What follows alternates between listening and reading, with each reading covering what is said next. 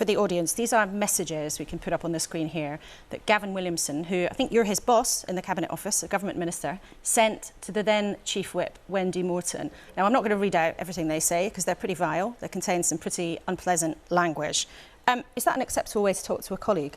No, it's not. And these were sent in the heat of the moment at a very difficult time. Gavin accepts that he shouldn't have said these things and that he regrets it. And we should all treat each other with respect and courtesy. And that was not the case there. The problem with this is that Rishi Sunak, your boss, said on his first day moving into Downing Street that he was going to have a government with the highest integrity, the highest accountability and the highest levels of professionalism.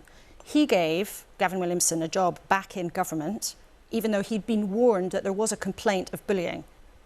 Well, it was no secret that Gavin Williamson and others indeed didn't enjoy a good relationship with the Chief Whip at the time. It was not the case, though, that the Prime Minister saw the detail no, but he or knew actually there was a saw those complaint texts against themselves. Gavin Williamson. Well, the complaint itself is ongoing, and I don't think it would be appropriate for me to prejudge that, and obviously it has to be treated with confidentiality. What's to prejudge? We've all seen the texts. There's no dispute. Gavin Williamson has said he did it and he knows he shouldn't have done it. I don't think viewers will think this morning there has to be some sort of big investigation. He did something he shouldn't have done that was obviously very unpleasant for the person who received those text messages. The Prime Minister knew there was a complaint about him bullying people and he gave him a job anyway. What is to investigate? Surely that's a complete contradiction of your boss's ambition to have a government of the highest integrity. Well, on the facts of that exchange, as I said to you, that's not acceptable. He shouldn't have said it. He has said that he regrets doing so.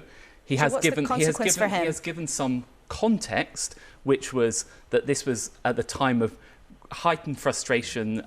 It was, remember him as a backbencher to the Chief Whip. What, so if you're in a bad mood, it's OK to talk like that to a colleague? This is not acceptable. However, there is this complaints process ongoing, and it was not the case that the Prime Minister had seen this exchange of messages. So there's no consequence for Gavin Williamson for doing this? Well, as I said, punishment, Laura, no consequence, he just says sorry and you move on? The complaints process is ongoing.